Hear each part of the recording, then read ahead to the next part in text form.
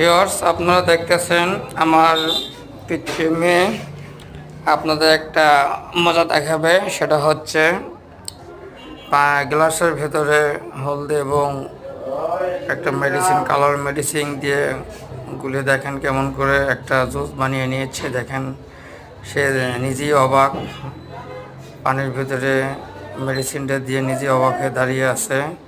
তো আপনারা দেখতেছেন আবার জুস মনে হয় অনেক মিষ্টি হয়েছে, সেই বিস্কুট দিয়ে আবার জুস খেয়ে টেস্ট করতেছে। মামনি হয়তো অনেক মজা পাচ্ছে।